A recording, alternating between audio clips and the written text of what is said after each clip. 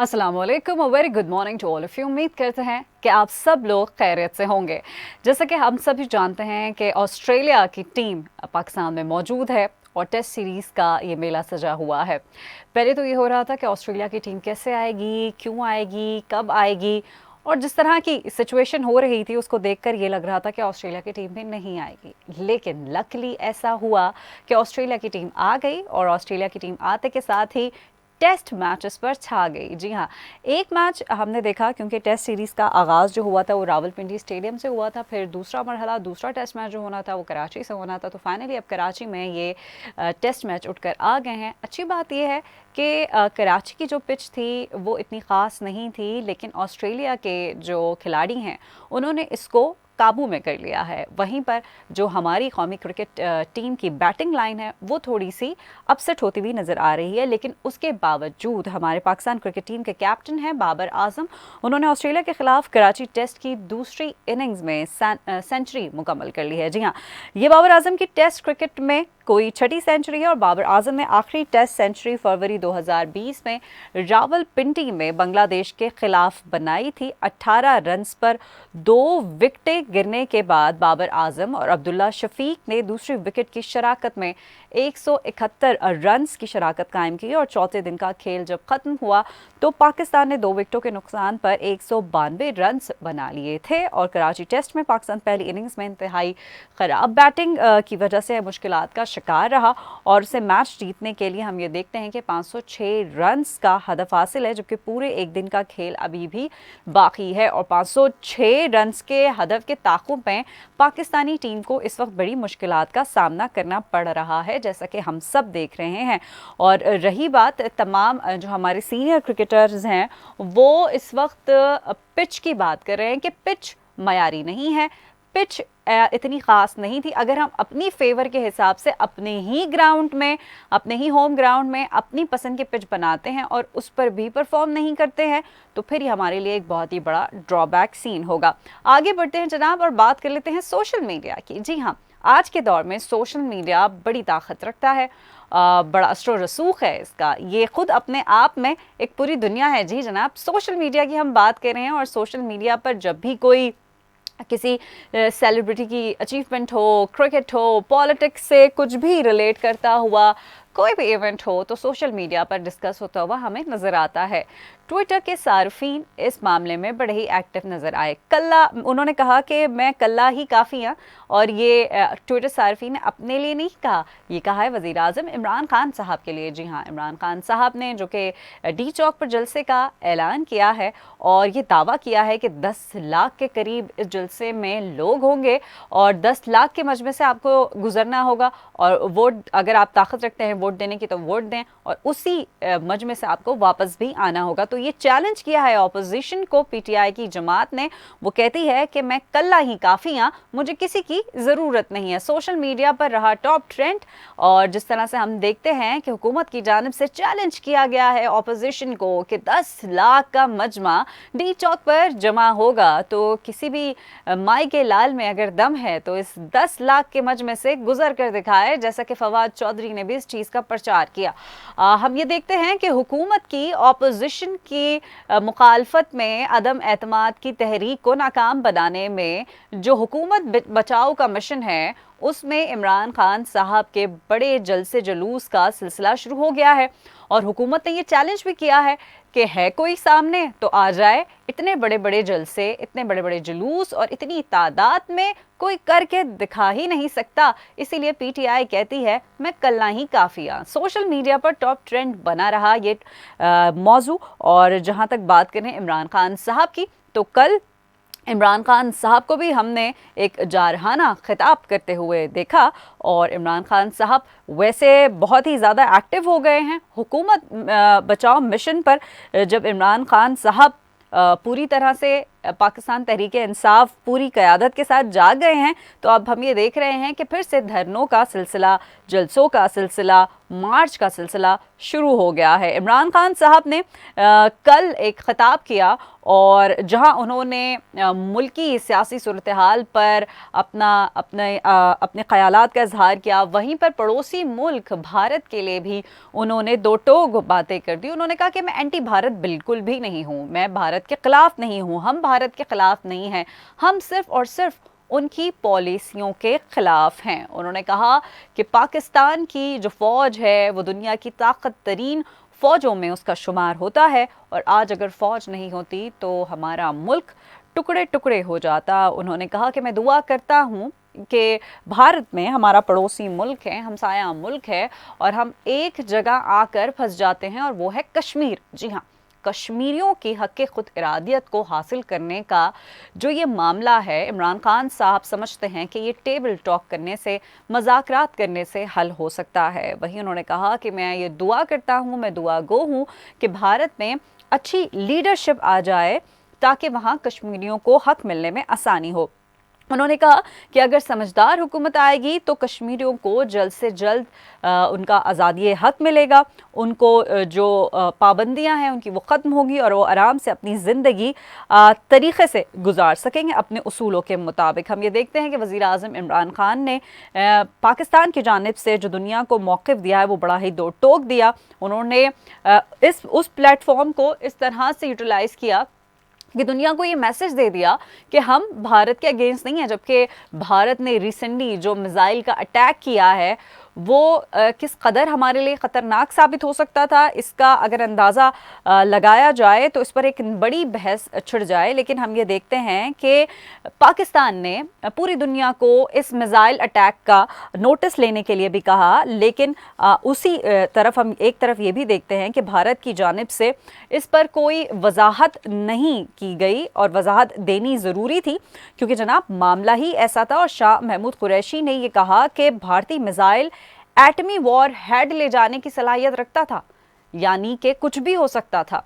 तो ये तमाम सूरत हाल मिली जुली सामने आई। वहीं पर हम ये देखते हैं कि इमरान खान साहब ने जारहाना खिताब किया और उन्होंने बहुत सारी चीज़ों को अपने ख़िताब में मौजू बनाया, जिस पर सबसे पहले अगर हम बात कर लेते हैं इमरान खान साहब की, तो भारत को उन्होंने टारगेट किया, भारत की चीज़ों को उन्होंने इस इंकिशाफ किया कि भारत में ये प्रॉब्लम्स हैं और हमें जिन सूरत हाल का सामना करना पड़ रहा है वो जस्ट बिकॉज ऑफ भारत। दूसरी जानब हम ये देखते हैं कि इमरान खान साहब ने कहा कि मुझे जुल्फ़िकार अली भुट्टो के बहुत से कामों से इख्तलाफ है, लेकिन मैं ये खुलकर कहता हूँ कि वो ख़ुद अच्छे इंसान थे, वो हमें पाकिस्तान की खुद मुख्तारी के लिए हमने उनको देखा कि वो खड़े हुए थे। वज़ीर आज़म इमरान खान ने अपने ख़िताब में ये दावा किया है कि अपोजिशन कप्तान के हम ये देखते हैं कि मुकाबले पर आ गई है और अब देखेंगे उनके साथ होता क्या है। तहरीक अदम एतमाद को उन्होंने कहा कि हम नाकाम बनाएंगे और अपोजिशन का 2023 का इलेक्शन भी अब मुकम्मल तौर पर चला गया है। वहीं पर जनाब हम ये देखते हैं कि फवाद चौधरी, जी हाँ, वज़ीरों की तनकीद बड़ी मायने रख रही है। हुकूमत की जानिब से वज़ीर इस वक्त एक्टिव नज़र आ रहे हैं और पेश नज़र आते हैं। उसमें शेख रशीद साहब, फवाद चौधरी, असद उमर, ये वो लोग हैं जो हुकूमत का इस वक्त प्रचार करते हुए नज़र आ रहे हैं और अपने हुकूमती मिशन को बचाने की मुकम्मल तौर पर कोशिश कर रहे हैं। वहीं पर फवाद चौधरी कहते हैं कि डी चौक पर 10 लाख का मजमा होगा, 10 लाख इकट्ठा होगा डी चौक पर तहरीक इंसाफ की हिमायत के लिए। उन्होंने कहा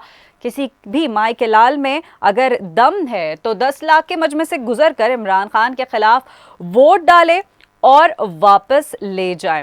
वहीं पर फवाद चौधरी ने एक बार फिर कहा कि अदम एतमाद का वोट डालने वालों को डी चौक के हुजूम से गुजर कर जाने की धमकी दे दी और कहा कि ये अभी से डर गए हैं जनाब। जैसा कि इमरान खान साहब ने कहा था कि 3 चूहे निकले हैं शिकार को और अदम एतमाद की नौबत उन्होंने कहा कि आएगी ही नहीं। फवाद चौधरी ने मरीम नवाज और बिलावल भुट्टो को भी इमरान खान की तरह जलसे करने का जनाब खुला चैलेंज कर दिया है और कहा है कि अपने घर में तो कुत्ता भी शेर होता है और माई के लाल बनो, इमरान खान की तरह जलसे करके दिखाओ। और आपको ये भी बताएं कि तहरीक इंसाफ ने 27 मार्च को डी चौक पर जलसा करने का ऐलान किया है। इस पर हम बात कर लेते हैं। राना एहसान अफजल PMLN के रहनुमा हमारे साथ मौजूद है। Thank you so much sir आपके वक्त का। Good morning. गुड मॉर्निंग जी। सर, सबसे पहले तो मैं शुरुआत करूंगी वजीर आजम इमरान खान के कल के खिताब के हवाले से। और जिस तरह से उन्होंने कहा कि हम एंटी भारत नहीं हैं, हम ये चाहते हैं कि भारत में ऐसी कोई क़यादत आ जाए जिससे कश्मीरियों को बड़ा रिलीफ मिले। देखिए, इमरान खान साहब का जो भारत के ऊपर पॉइंट ऑफ व्यू है, हमारा मौक़िफ़ सिर्फ इतना ही है कि इतना बड़ा अमल हो गया कि भारत ने एनेक्स कर लिया मकबूजा कश्मीर को, और हमारी फॉरेन पॉलिसी इतनी कमजोर रही कि हम एक भी जो इंडिपेंडेंट ऑब्जर्वर्स होते हैं इंटरनेशनली वो हम भिजवा नहीं सके मकबूजा कश्मीर में, जो ह्यूमन राइट्स की वायलेशन को चेक कर सकें। तो अमली तौर पे हम ये भी नहीं कर सके। हमने पाकिस्तान में जलसों में टेलीविजन पे जरूर शोर मचाया, लेकिन हकीकी मानों में वो रिजल्ट नहीं हम ले पाए। जहां तक आपने पूरा इंट्रो दिया, वहां मेरा ये मौकफ है कि ये जो अदम एतमाद है एक आईनी प्रोसेस है। इसको जलसे जुलूस के साथ कंफ्यूज करना जो है बहुत बड़ी बेवकूफी है। ये लोग वहाँ जो पाकिस्तानी अवाम है उससे वोट नहीं डालना, ये जो पार्लियामेंटेरियंस हैं उन्होंने वोट डालने हैं। और वो किस तरह इसको नाकाम करेंगे, जहां उनके अपने इत्तेहादी जो हैं वो कहते हैं कि 100% इमरान खान साहब जो है खतरे में हैं और 100% जो है वो गलत रास्ते पे चल चुके हैं। तो मुझे तो समझ नहीं आती कि वो क्या अवाम को बेवकूफ समझते हैं, और ये कहना कि मैं देखूंगा कि किसकी जुर्त है कि वो अवाम के मजमे से के अंदर से गुजरे। तो ये यहाँ पाकिस्तान है, यहाँ आइन है, इधर आइन की इम्प्लीमेंटेशन होनी चाहिए, कोई बदमाशी तो नहीं होनी चाहिए। सही, ठीक।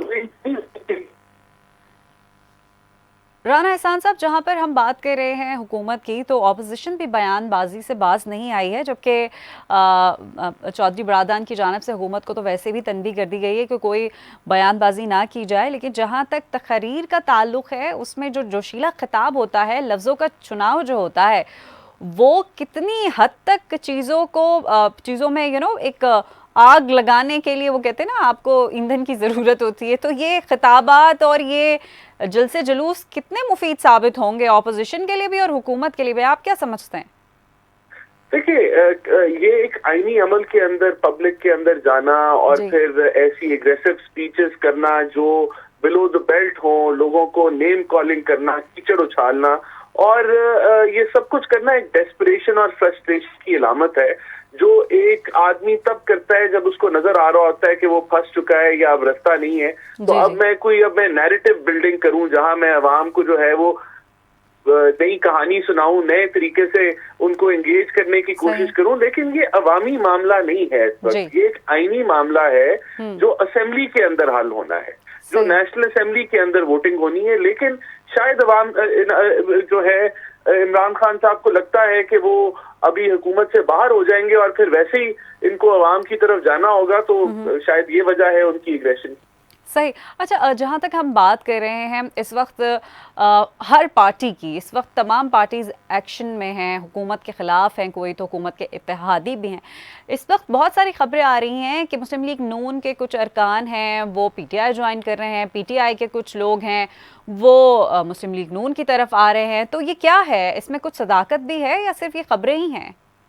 देखिए, हमने तो अदम एतमाद की मोशन टेबल कर दी है, और वो हमने टेबल बिला वजह नहीं की, वो तभी हमने टेबल की है जब हमारी नंबर गेम मुकम्मल है। अच्छा। अगर उनको लगता है कि उनके पास ऐसे मेंबरान हैं जो नून लीग के उनकी तरफ आ गए हैं, या उनके पास जो है इत्तेहादियों का पूरा नंबर गेम पूरी है, तो वो कल जो है सेशन कॉल कर लें और वोटिंग करवा दें।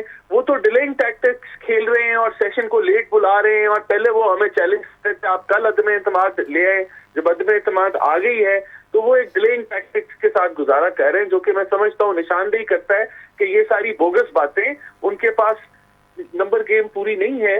और ये जो है एक सिर्फ जो मीडिया के ऊपर वो हल्लाशेरी कर रहे हैं, और असल में जो है हकीकी मानों में he is on his way out. सही। अच्छा, कौन कौन से ऐसी जमातें हैं जिन्होंने आपको ये यकीन दिलाया है कि वो अदम एतमाद के साथ हैं? देखिए, हमारी तो जो है बगैर कोएलिशन पार्टनर्स के जो है नंबर गेम मुकम्मल है। बाकी जहां तक रहा एमक्यूएम और पीएमएलक्यू, उनके बयानात अवाम के सामने हैं।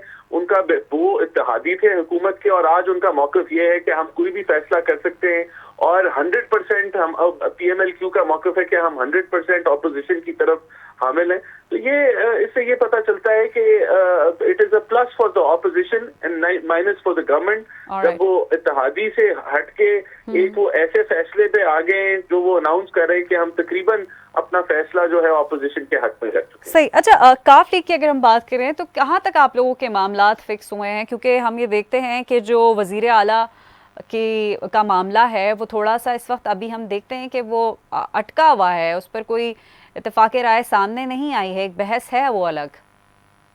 देखिए, जो काफ लीग का मामला है हमारी तरफ से तो जो उन्होंने ऑफर हमने देनी थी हमने दे दी है, हमारी तरफ से मामला क्लोज है।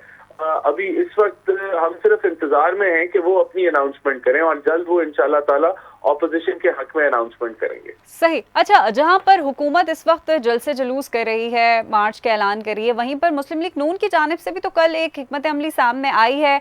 जल्द से जुलूस की तैयारियां तो आप लोग भी कर रहे हैं और मरियम नवाज और हमजा शहबाज शरीफ इसको सब चीजों को देखेंगे। देखिए, हमारी तरफ से जो अनाउंसमेंट आई है वो in reaction to Imran Khan announcement of जलसा आई है। देखिए, जलसा करने की जरूरत नहीं है, वहाँ जलसा करना बदमाशी के मुतरादिफ है, लेकिन क्योंकि वो इस तरह कर रहे हैं और वो थ्रेट कर रहे हैं ओपनली कि वो आईनी अमल के अंदर अवामी पावर ला के उसको रोकेंगे और पाकिस्तान के आइन को जो है वो पामाल करेंगे, तो इन रिएक्शन हमें ये कहना पड़ रहा है मजबूरन कि हम भी जलसा करेंगे। अवाम को लाना या स्ट्रीट पावर दिखाना कोई मुश्किल काम नहीं है किसी भी जमात के लिए, लेकिन ये रास्ता नहीं है। मैं समझता हूँ कि हमने भी अनाउंसमेंट कर दी है, हमारे बंदे भी भरपूर तरीके से आएंगे और कोई ऐसी बात नहीं है, लेकिन ये कि ये ऐसा होना नहीं चाहिए क्योंकि अगर PTI और PML की आवाम आमने सामने आ जाएगी तो ये एक खतरनाक मामला बन सकता है, लेकिन ये इसकी पहल जो है वो PTI ने की और इमरान खान साहब ने की। अच्छा, लेकिन पहल की अगर हम बात करते हैं तो पहल तो मौलाना फजलुर रहमान साहब की जानिब से हुई। 23 मार्च का जो उनका ये मार्च था जिस पर हुकूमत ने उनको कई दफ़ा कहा कि मत कीजिए, इससे पहले कर लीजिए या बाद में कर लीजिए, और अब खबरें ये भी आ रही हैं कि वो 23 मार्च को नहीं करेंगे, उन्होंने कहा 25 मार्च को आ जाएं सब। देखिए, यही मैं कह रहा हूँ कि वो डिलेइंग टैक्टिक्स कर रहे हैं। असूली तौर पे ये नॉट मोर देन 7 डेज और विद इन 3 डेज जो है ये हो जाना चाहिए था मामला। अगर वो इतने कॉन्फिडेंट है तो अदम एतमाद करके अवाम के अंदर ये जो एक अनसर्टेनिटी फैली हुई है इसको हुकूमत बड़ी तेजी से खत्म कर सकते हैं, लेकिन ऐसा ना करना हुकूमत की तरफ से इस चीज की निशानदेही करता है कि हुकूमत घबराहट में है और हुकूमत जो है वक्त मांग रही है कि वो चीजों को मामलात को सेटल करे, लेकिन अब वक्त वो जितना भी मांगे इस तरह होना बहुत मुश्किल है। अच्छा चलें, अगर अदम एतमाद में कोई गड़बड़ की सूरत हाल पैदा होती है तो फिर क्या करेगी ऑपोजिशन? देखिए, फिर जो भी रास्ता होगा आगे का वो हम लेंगे, उस वक्त हम फैसला करेंगे, लेकिन मैं समझता हूँ कि अदम एतमाद जो एक आईनी अमल है उसके अंदर रुकावट कोई नहीं होनी चाहिए, उसको अवामी स्ट्रीट पावर से रोकने की कोशिश कोई नहीं होनी चाहिए और उसको जो है वो प्रोसीड करने देना चाहिए। जो रिजल्ट आएगा वो हमें कबूल होगा अगर वो आईनी तरीके से रिजल्ट आएगा, लेकिन अगर उस आइन को पामाल करके लोगों को रोक के बदमाशी करके या अगवा करके मेंबरान को ना आने दिया गया तो वो एक आईनी अमल नहीं होगा, वो फिर एक इल्लीगल अमल होगा और उसके ऊपर हम जरूर प्रोटेस्ट करेंगे। अच्छा, फवाद चौधरी साहब की अगर मैं बात करूं तो उन्होंने तो कहा था कि जल्द से जल्द बुलाएं इजलास और ये मामला रफा दफा करें। हुकूमत के खिलाफ आप क्या समझते हैं, ये अदम एतमाद जो तहरीक आप ऑपोजिशन की जानिब से शुरू हुई है उस पर वोटिंग कब तक मुतवक्के है? देखिए, उन्होंने जो अब तक तो 28 मार्च का उन्होंने जो है वो डेट अनाउंस की है, तो मेरे ख्याल से 28 मार्च तक अब ये सेशन का लग रहा है कि होगा। सही। अच्छा, हमने देखा माजी में छांगा मांगा हमारे सामने है, हुकूमत ने दावा किया है कि 10 लाख लोगों को इकट्ठा कर लेगी, ये आप क्या देखते हैं, इसको किस तनाजुर में देखते हैं? देखिए, 10 लाख लोग इकट्ठे करने का क्या, उससे क्या होगा, उससे क्या चीज जो है वो वाजे होगी? क्वांटिटी मैटर्स, जो क्वांटिटी मैटर्स के अंदर नहीं, असेंबली के अंदर जो है वो लोगों ने 10 लाख लोगों ने तो वोट नहीं डालना, उनका तो कोई अमल दखल नहीं है। ये as a threat Imran Khan कह रहे हैं ऑपोजिशन को, और इससे क्या वो बताना चाहते हैं, क्या वो हमला करेंगे असेंबलियों में जिस तरह पिछली दफा किया था? हाँ, लेकिन ये टैक्टिक्स तो माजी में भी अपनाई गई है, ऑपोजिशन ने भी ऐसा किया है अपना प्रचार करने के लिए। ऑपोजिशन ने PMLN ने ऐसी कोई हरकत नहीं, PMLN ने मैन पावर जरूर दिखाई, लेकिन वो डी चौक में नहीं दिखाई, वो रेड एरियाज में नहीं दिखाई, वो जिस तरह PTI ने किया उस तरह ऑपोजिशन ने नहीं किया। सही। अच्छा, लेकिन ये जरूरी भी तो नहीं है कि डी चौक पर ही सारी सिचुएशन हो, तसादुम तो कहीं पर भी हो सकता है, वेन्यू कोई भी होना चाहिए, इसके ऊपर हुकूमत को कम से कम पहल नहीं करनी चाहिए। अच्छा ठीक है, ठीक है, बहुत बहुत शुक्रिया आपका।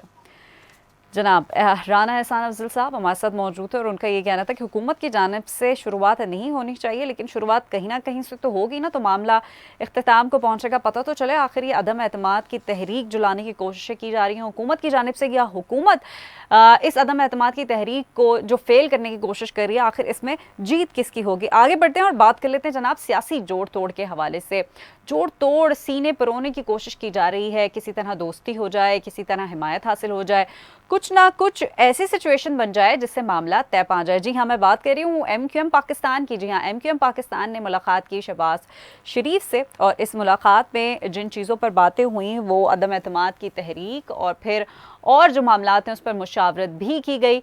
पीपल्स पार्टी की मुलाकात हुई और उसमें हम ये देखते हैं कि पीपल्स पार्टी ने गवर्नरशिप सिंध में जो है उसकी ऑफ़र की है MQM को, और उस पर हम ये देखते हैं कि मुर्तज़ा वहाब की स्टेटमेंट सामने आई। उन्होंने कहा कि MQM की जानिब से हमें बड़ा ही मुस्बत रिस्पॉन्स मिला है, जवाब मिला है, और अब ये देखना है कि MQM आखिर करती क्या है। और हुकूमत परेशान है MQM के इस एटीट्यूड से, क्योंकि हमने देखा कि कुछ टाइम पहले हाँ गुज़िश्ता हफ्ते हमने ये देखा कि इमरान खान साहब भी कराची में मौजूद थे, MQM की क़यादत से मिलने दफ्तर भी गए और बात भी हुई। MQM की जानिब से ये कहा गया कि अदम एतमाद पर तो कोई बात ही नहीं हुई, लेकिन फिर खालिद मकबूल सिद्दीकी साहब का एक बयान सामने आया। उन्होंने कहा कि हम वज़ीर आज़म के साथ हैं, इसीलिए वो वज़ीर आज़म हैं। इस पर हम बात कर लेते हैं। सीमा अनवर हमारे साथ मौजूद हैं, PTI की रहनुमा। थैंक यू सो मच आपके वक्त का। गुड मॉर्निंग जी, thank you so much. Seema साहबा, हम ये देखते हैं कि MQM को कोशिश कर रही है पीपल्स पार्टी किसी ना किसी तरह हमारे साथ आ जाएं, फिर बहुत सारी ऑफर्स भी दे रही है। MQM की कहती है, वसीम अख्तर साहब कहते हैं कि 100% हमारे नुकात को पीपल्स पार्टी ने तस्लीम कर लिया है। आप क्या समझती हैं, क्या इनकी कोई रिलायबिलिटी है? जी बहुत शुक्रिया। दूसरे नंबर पर ये कि देखें, ये हम किसी भी पार्टी को जबरदस्ती तो किसी को कुछ भी नहीं किया जा सकता। ये हर एक पार्टी की अपनी राय है, उसका अपना एतमाद है जिस पर वो करती है। तो हमें तो बहरहाल ये यकीन और उम्मीद है कि हम इंशाअल्लाह ताला जीत हमारी है, ये 100% कंफर्म है और इसमें कोई शक नहीं। चाहे पीपल्स पार्टी उल्टी भी हो जाए, चाहे वो मौलाना फजलुर रहमान हो, चाहे वो आपकी नून लीग हो, जो भी हो, लेकिन इंशाअल्लाह ताला हमें इस चीज का पूरा यकीन है। और आपने देखा कि खान साहब के जलसों में कितने वो पूरे एतमाद थे कि और हर सूरत पे हमारे वोट पूरे हैं। सही। अच्छा, इमरान खान साहब कराची आए और मुत्तहदा क़यादत से उनकी मुलाकात हुई। मुलाकात के बाद सवाल हुए तो मुत्तहदा की जानिब से बयान सामने आया कि अदम एतमाद पर कोई बात नहीं हुई। फिर पीपल्स पार्टी से मुलाकात हुई, फिर वहीं पर हम देखते हैं चौधरी बरादरान से भी मुलाकात हुई, तहरीक इंसाफ से भी मुलाकातें हो रही हैं। MQM आपको क्या कंफ्यूज नज़र आ रही है? और अगरचे कंफ्यूज है तो क्या लगता है कि जो इत्तेहादी हैं वो हाथ छुड़ाकर भागने की तैयारी कर रहे हैं? देखिए, एक तो ये ज़हन में रखें कि जो भी पाकिस्तान के साथ लॉयल होगा, जो सियासत में वाकई इन रहना चाहता होगा, जो इन फ्यूचर भी इलेक्शन में आना चाहता होगा, वो हर सूरत पे हमारी पार्टी के साथ खड़ा होगा। एक तो आप ज़हन में रखिए कि जिस तरह की फजा हो, यानी इस वक्त राइट नाउ तो हम ही हुकूमत में है ना, तो जिस तरफ की फजा चल रही हो, मोस्टली ये छोटी मोटी पार्टियां हमेशा उसी का ही साथ देती हैं, क्योंकि इन्होंने आगे सर्वाइवल की जंग भी लड़नी होती है, अपने काम भी निकलवाने होते हैं। तो ये MQM का भी हमें तो यकीन है कि ये अभी जिस तरह की भी बातें करे, आपको वेव नजर आ रही होगी, लेकिन हमें यकीन है कि इनका भी वोट हमारी तरफ ही आएगा। क्योंकि ये पीपल्स पार्टी से कराची में तंग है। आप देखें कि काम क्या हुआ कराची में। ठीक है, लेकिन तंग तो है, लेकिन वहीं पर मुलाकातें भी हो रही हैं, ये थोड़ा सा कंफ्यूजन है। अच्छा, मुलाकातें होनी है, मुलाकातें तो सबकी होंगी। अच्छा, तो फिर ठीक है, फिर अगर तहरीक इंसाफ ये कहती है कि मिलने का बहाना है, चाय पीने का बहाना है, तो फिर ऑपोजिशन इतनी आग बगोला क्यों हो रही है फिर? हाँ, ये रियलिटी किया आपने, बिल्कुल। वो हाँ गोला इसलिए हो रही है क्योंकि हाथ कुछ नहीं आ रहा। अच्छा। आप थोड़ा नहीं हाथ सीमा अनवर साहब, आपको यहाँ पे रोकना चाहूंगी। हाथ MQM के आ रहा है, गवर्नरशिप की ऑफर की है पीपल्स पार्टी ने, बड़ी ऑफर है ये। जी, अब ऑफर है, लेकिन पीपल्स पार्टी के अपने हाथ में क्या है, मुझे ये बताइए। बात तो ये तब है ना कि जब वो उनके पास कोई पावर हो। मसला यहाँ पर ये है कि ये दोनों वो जमातें, नून लीग हो या पीपल्स पार्टी हो या इवन MQM भी हो, आप पिछले दौर में देखें एक दूसरे के ऊपर केसेस करते रहे हैं। ये केसेस जो चल रहे हैं अभी तक चल रहे हैं, एक दूसरे को चोर कहते रहे हैं। आज ये सब गले मिल रहे हैं और सिर्फ एक कास्ट के लिए कि इनके अपने केसेस ना खुल जाए। मुझे दुख तो इस चीज पे होता है कि काश ये मुतहद होते, मगर उस सूरत में कि जब ये पाकिस्तान के साथ लॉयल होते, फिर मैं कहती कि हाँ शुक्र अल्हम्दुलिल्लाह कि ये सिंसियर लोग हैं और इनको नेक्स्ट वोट भी पड़ता। मैं तो ये समझती हूँ कि ये जो इन्होंने हरकत की है ना, यकीन करें ये नेक्स्ट टेन्योर इन्होंने पीटीआई के लिए बड़ा आसान कर दिया है। सही, लेकिन अगर आप बात कर रही हैं पीपल्स पार्टी की, तो पीपल्स पार्टी के पास पूरा सिंध है और पीडीएम भी पीपल्स पार्टी के साथ खड़ी हुई है और पीपल्स जी देखें, एक बात ज़हन में रखें कि अवामी ताकत बहुत बड़ी ताकत है। आप देखें कि अवाम क्या उनकी फेवर में जा रही है। पीपल्स पार्टी अगर इस वक्त है, आप सोच सकती हैं कि नेक्स्ट टेन्योर इनको मिलेगा? मैं नहीं समझती। इवन इस वक्त भी आप अगर अंदरूनी सिंध का दौरा करें तो खुद लोग इससे तंग हैं, इस जमात से कोई काम नहीं हुआ, कोई वर्क नहीं हुआ, वफाक को मुदाखलत करनी पड़ी है, जो फंड मिलते हैं इनको वो नहीं यूटिलाइज कर पाते, तो क्या कर रहे हैं ये? इवन एमक्यूएम ने भी कोई इतना खास तो शो नहीं किया, लेकिन ये पीपल्स पार्टी ने तो बेड़ा गर्क कर दिया आपकी सिंध का। सही। अच्छा, जहाँ तक हुकूमत की बात कर रहे हैं, हुकूमत अगर इतनी ही तैयारी कर चुकी है तो इस वक्त एड कैंपेन जो एक चल पड़ी है उसकी जरूरत क्या है फिर तो कोई? देखिए नहीं, जरूरत तो उसकी बहुत ज्यादा है। अच्छा। मैं तो ये समझ रही हूँ कि बिल्कुल इस बात पे मैं मुतफिक हूँ कि जो जलसे खान साहब ने किए हैं ये शायद उनको थोड़ा सा पहले कर लेने चाहिए थे। और ये जो पार्लियामेंट ऐसे ही मशवरा उनको चौधरी शुजात साहब ने भी कहा है कि बड़ी देर कर दी, ये सब पहले कर लेते।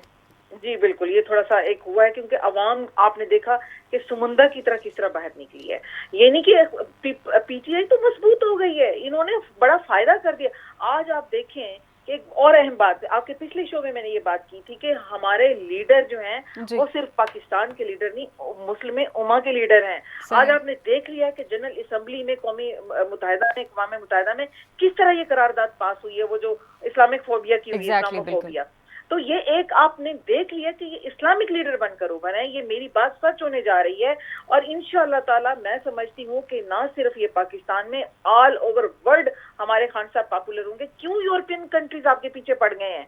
इसलिए कि वो देख नहीं सकते पाकिस्तान को फलता फूलता हुआ। और अफसोस की बात तो ये है कि हमारी जो अपोजिशन है, हमारी जो दूसरी जमातें, वो भी पाकिस्तान को फलता फूलता नहीं देखना चाहती। क्यों नहीं इनसे एक साल और खामोशी से बैठा जाता? आप ताकत का मुजाहरा दिखा देना अगले इलेक्शन में, मैं देखती हूँ आप किस तरह जीतते हैं। अच्छा, ये सियासी माहिरीन का ये कहना है कि तहरीक इंसाफ की अगर हम बात करते हैं तो जितने जलसे जुलूस और धरनों की सियासत तहरीक इंसाफ ने की है, अगर ये सब नहीं करते और अपने इत्तेहादियों को पहले ही मना लेते तो ये नौबत नहीं आती।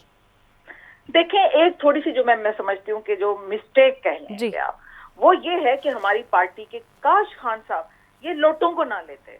ये काफ लीग से आया, ये पीटीआई से, वो पीपल्स पार्टी से आया, वो नून लीग से आया और आज हम शायद उसी का ही खमियाजा भुगत रहे हैं। ये काश ये पहले अगर स्टेप ले लिया जाता कि पीटीआई के वर्कर जो असल पीटीआई की जान है, अगर उन्हीं को ही टिकट्स दे दिए जाते और वही सारी हमारी तमाम जमायतें हमारी जो है वो खुद ही नीचे लग जाती कि हमारी ऑल इन ऑल पार्टी होती, हमारी सारे वर्कर्स, हमारी सारी सीटें हमारी पीटीआई की होती हमारे पास, तो फिर मैं देखती है किस तरह आज ये खड़े होकर किस तरह की बातें कर रहे हैं। ये सब ढकोसले अपनी चोरियां बचाने के लिए, नथिंग एल्स। ये तो पाकिस्तान के साथ लॉयल नहीं है। अच्छा, जहां तक बात है पीटीआई की और मुत्तहिदा कौमी मूवमेंट पाकिस्तान की, वज़ीर-ए-आज़म इमरान खान साहब आए, वो मुलाकात हुई, फिर एमक्यूएम की भी मुलाकातें हुई। क्योंकि ये साथी हैं तो इनसे ये एक्सपेक्टेशन आप लोग कर रहे हैं कि भाई ये साथ ही चलें तो ज़्यादा बेहतर है। लेकिन गवर्नरशिप की ऑफर मिलना पीपल्स पार्टी की तरफ से इस वक्त एमक्यूएम पाकिस्तान के लिए देखा जाए तो एक मजबूत पिलर की तरह वो समझते होंगे। ऑब्वियसली आप लोगों ने भी कुछ ऑफर किया है उनको?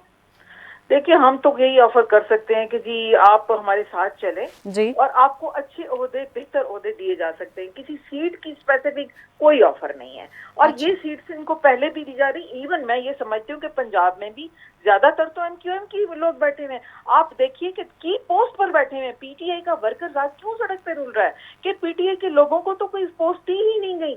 ये जो सीट सिर्फ उनको एमई एंड एमपीए पर मिली है वही इनके पास है, वरना कितने डिपार्टमेंट, 72 सीट सीट्स इस वक्त ऐसी हैं पंजाब में, यकीन करें, जिन पर नून लीग अभी तक काबिज है या एमक्यूएम के लोग बैठे हैं, जो पीटीआई का वर्कर आज बेचारा रूल रहा है। उसकी वजह यही है कि सारी की पोस्ट इन लोगों के पास है, मोस्टली डिपार्टमेंट्स में चेयरमैन वाइस चेयरमैन इन लोगों के लगे हुए हैं, तो सीट्स तो इनको ऑलरेडी मिली हुई है। अब इससे ज्यादा क्या ऑफर की जा सकती है? अब ये तो नहीं हो सकता कि हमारे प्रेसिडेंट की ऑफर या प्राइम मिनिस्टर अपनी सीट इनको, ये तो यही चाहते हैं ना कि प्राइम मिनिस्टर की सीट भी हमें मिल जाए।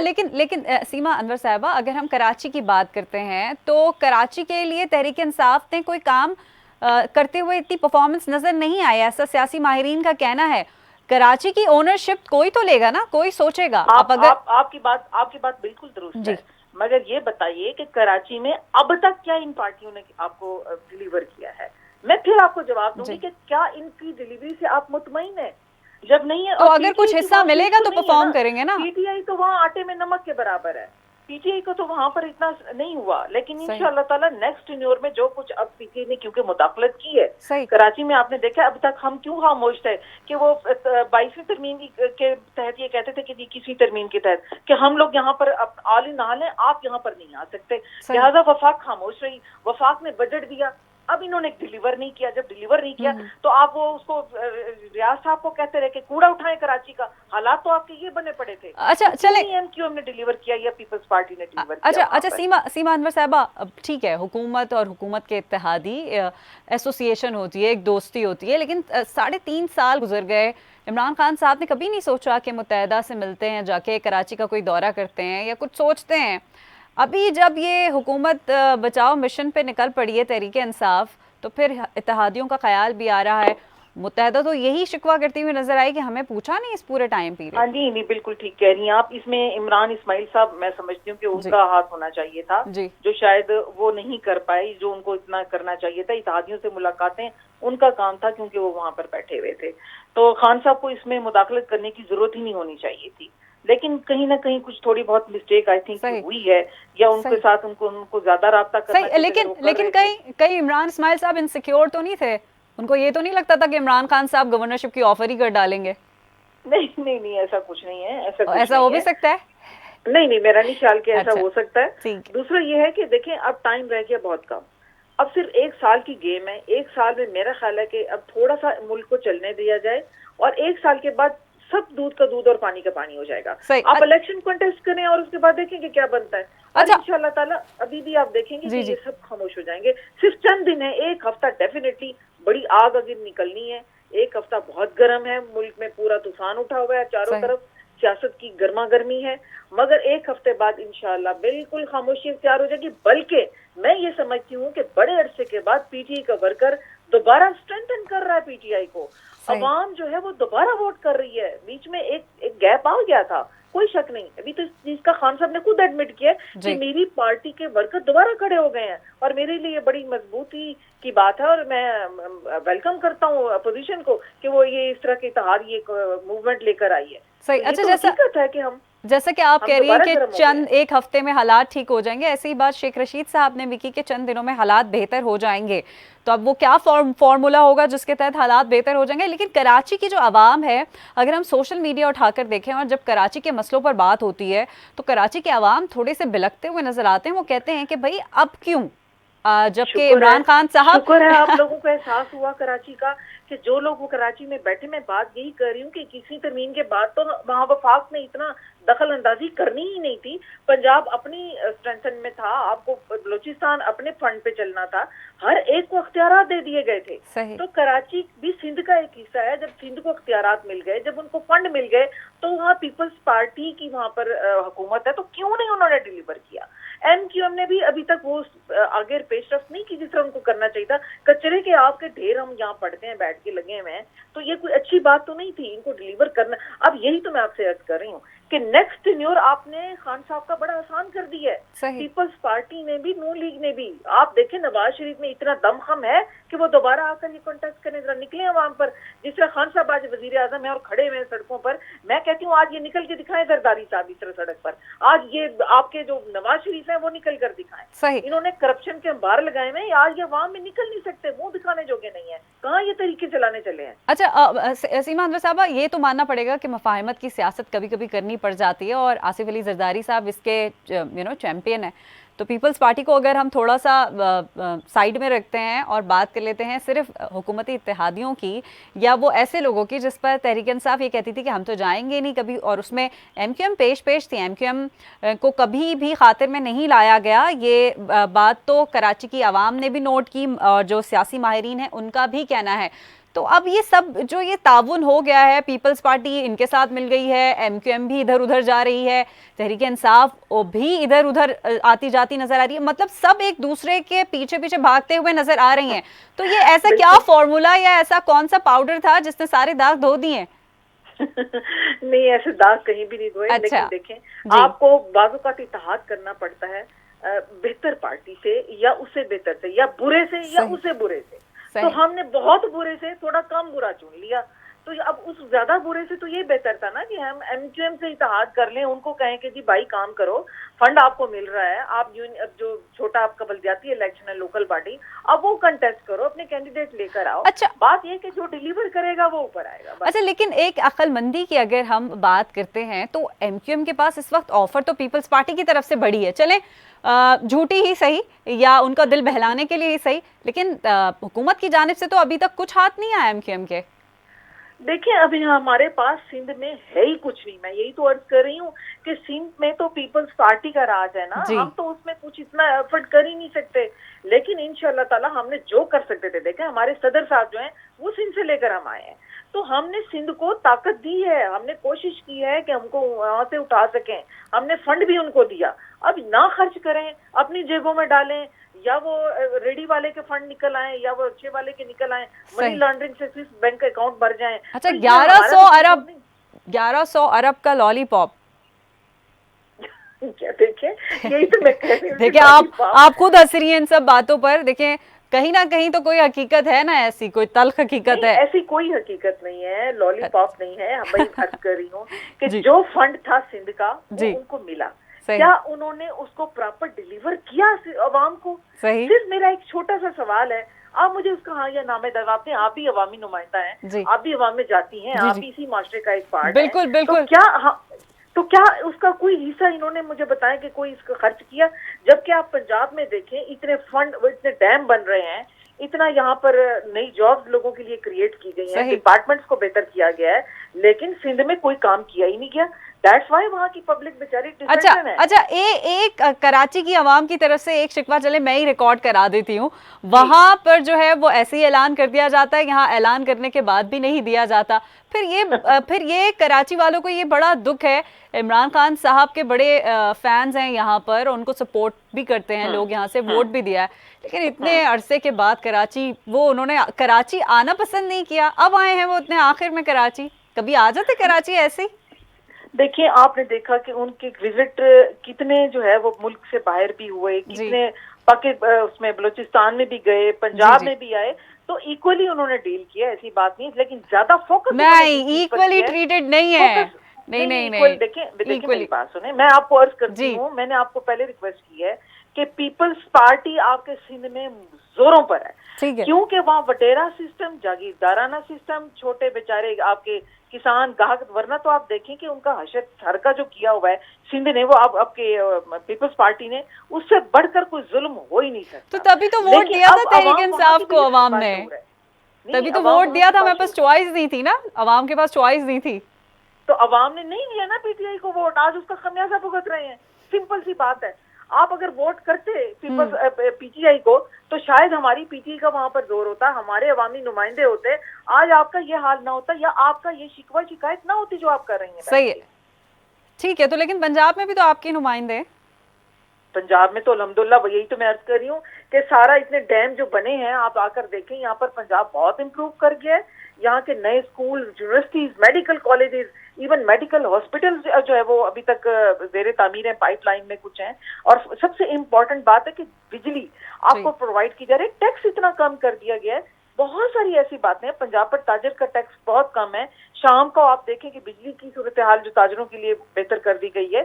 अब तो बहुत बेहतर हालात है पंजाब में। यहाँ का इसीलिए तो मैं कह रही हूँ कि अवामी नुमाइंदा यहाँ का आपको बेहतर सूरत हाल बताएगा। अच्छा, ठीक है, चले मान लेते हैं कि हालात बेहतर हैं, एक आम आदमी की बात कर लेते हैं। तो महंगाई इतनी है और इसका सारा जो इल्ज़ाम है वो दिया जाता है कि पीटीआई की हुकूमत पे इतनी महंगाई हो गई है।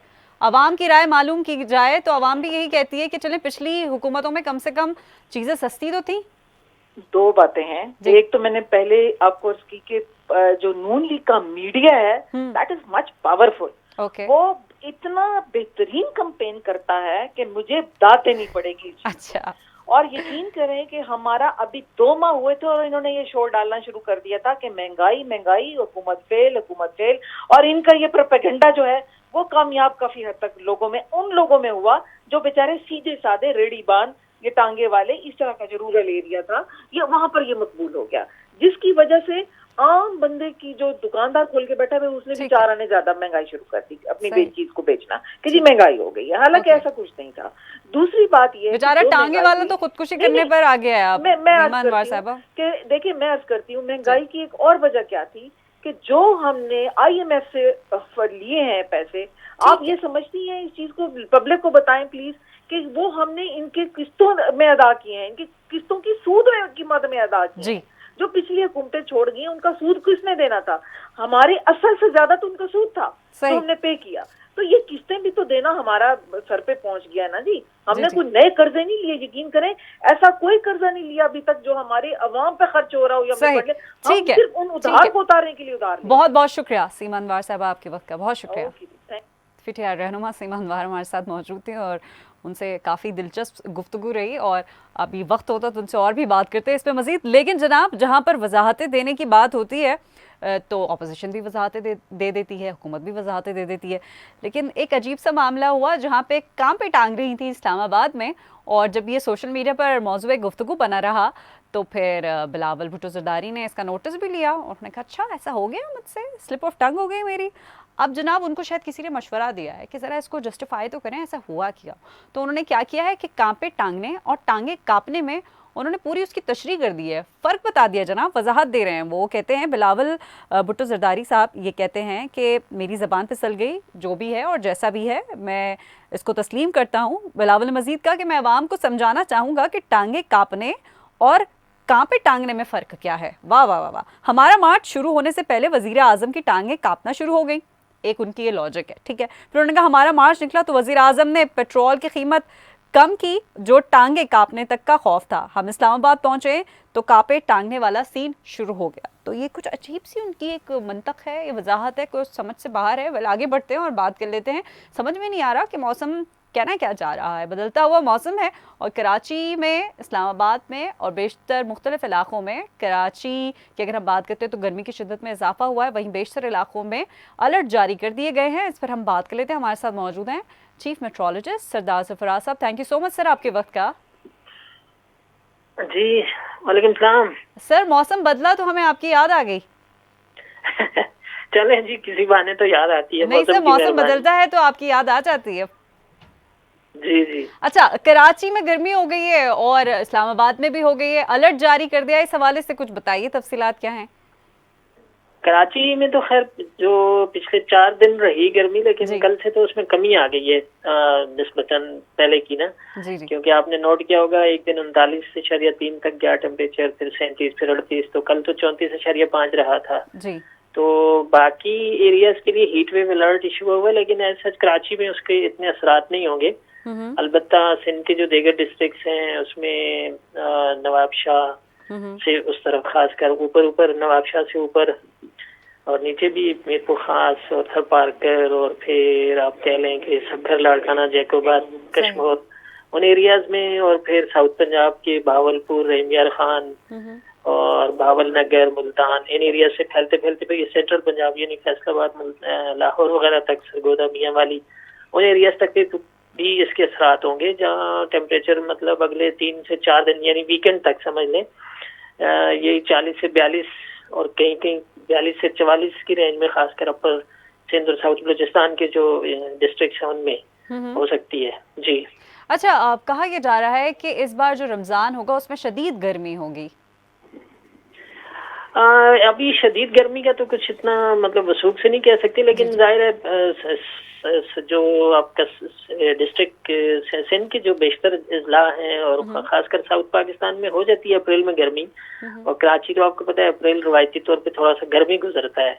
अब उसकी एविडेंस हम ये देख सकते हैं कि मार्च के का जो एवरेज दर्जा हरारत होता है मैक्सिमम का डे टाइम टेम्परेचर का वो 32.6 है, लेकिन ये बढ़कर फिर अप्रैल में 35 हो जाता है, नॉर्मली 35 होता है। तो जाहिर है कि अब हर आने वाला साल पिछले साल से थोड़ा सा गर्मी गुजरता है। सही। जो एक ट्रेंड चल रहा है वार्मिंग का। अच्छा, अगर माजी में हम देखें और स्पेशली रमज़ान का महीना देखें तो प्रिडिक्शन की जाती रही है कि गर्म मौसम रहेगा, लेकिन उसके बरअक्स मौसम अच्छा रहा कुछ साल गुज़िश्ता जो गुजरे हैं। उसमें बारिश भी हुई है, रमज़ान में हल्की बूंदाबांदी भी हुई है और मौसम खुशगवार भी हो गया है। तो कराची में ये जो अनएक्सपेक्टेड जो सिचुएशन है मौसम की, क्या वो अब भी बदल सकती है? देखिए, उसमें डिपेंड करता है कि अगर जो मुल्क के बालाई इलाके हैं उन पे वेस्टर्ली वेव जैसे आती है कोई बारिश और बर्फबारी, तो खैर अब इतना इम्कान नहीं होता। बहुत ही ऊंचे पहाड़ हैं जो उन पे कुछ इम्कान हो सकता है। तो अभी मार्च तो पूरा ड्राई है तकरीबन इन सभी एरियाज में, सिवाय आने वाली वीकेंड पे बारिश और पहाड़ों पर हल्की बर्फबारी, यानी गिलगित बल्तिस्तान और चतराल दीर उन इलाकों में कुछ हल्की सी दरमियानी बारिश है। बाकी सब मुल्क में मार्च के पूरे बकिया दिन जो है वो ड्राई वेदर है।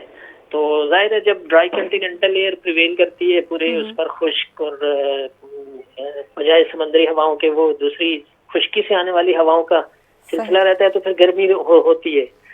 तो देखिए अप्रैल में अगर कोई इस तरह की वेस्टर्न डिस्टर्बेंस आती है, कोई 1 या 2 चांसेस हैं दो तक आने के, तो उन दिनों में तो मौसम ठीक रहेगा, अदरवाइज गर्म रहेगा। ठीक है। चलिए, मौसम ने अगर हमें भी चांस दिया कि मौसम अगर खुशगवार हो गया तो आपसे फिर बात होगी। बहुत बहुत शुक्रिया आपके वक्त का। थैंक यू जी।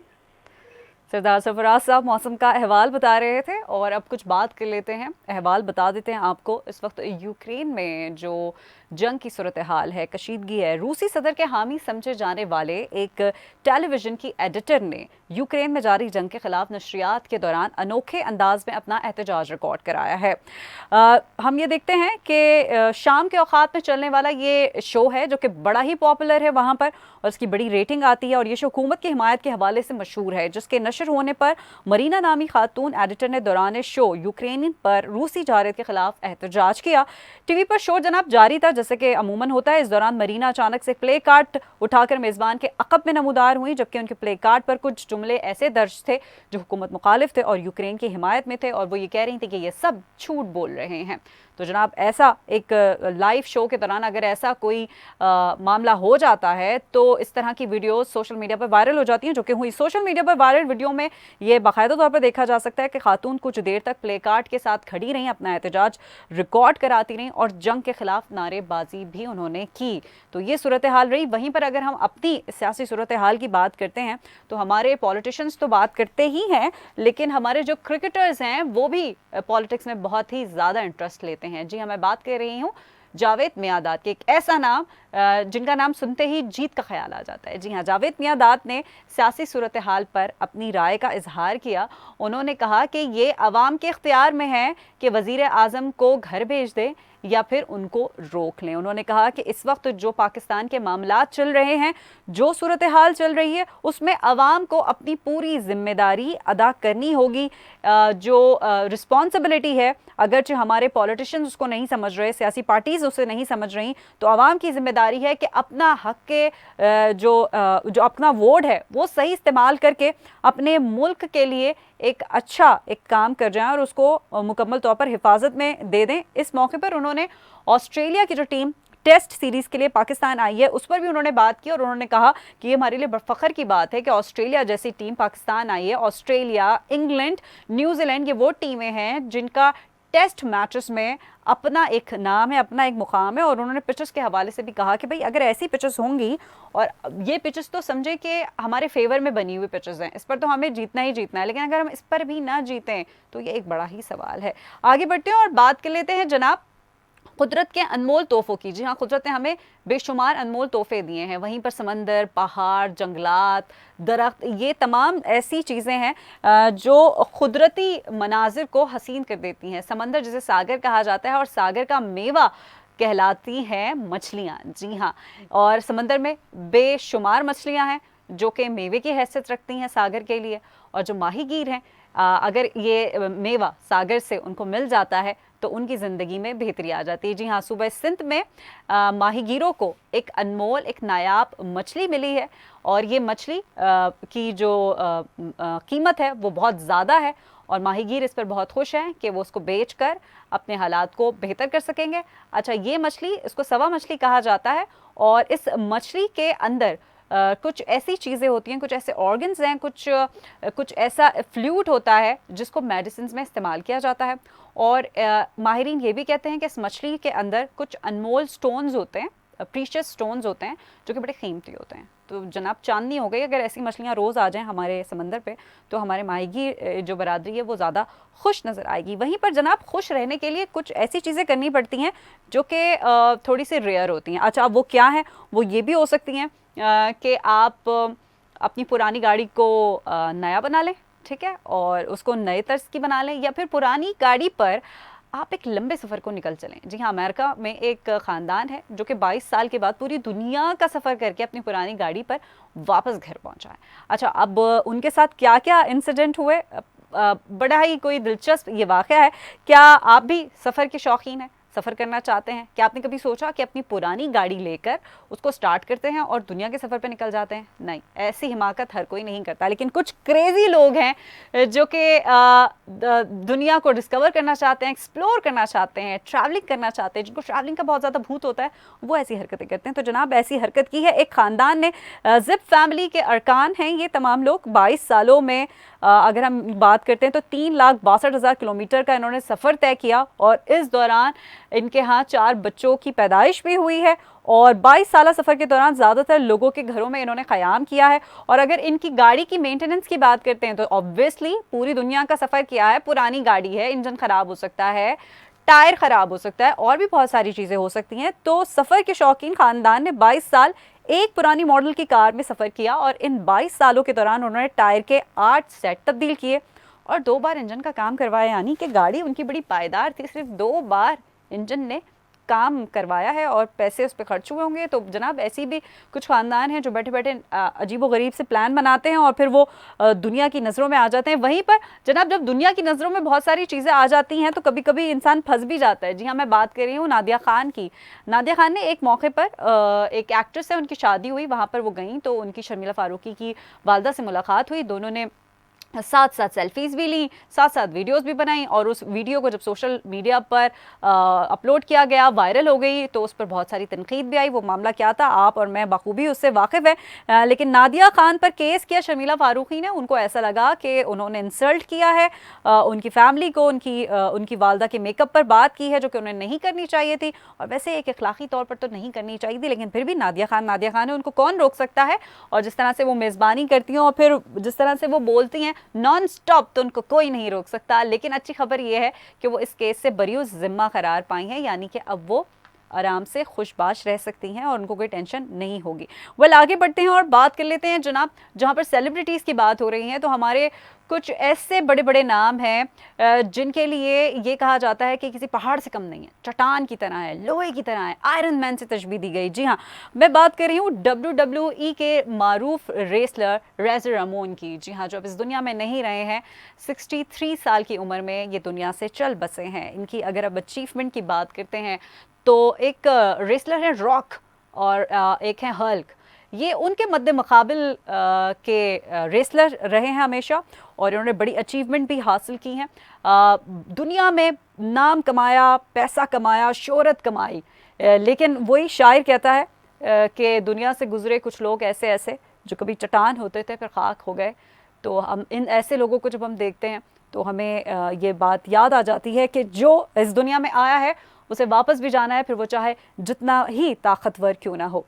बात कर लेते हैं ताकत की। तो ताकत एक तो आप फिज़िकल आप ताकतवर हो जाते हैं, फिर एक ताकत होती है कलम की। जी हाँ, आपकी डिग्री जो होती हैं वो आपकी ताकत होती हैं, आपका ब्रॉडअप आपकी ताकत होता है, आपकी पढ़ाई लिखाई आपका ताकत होता है।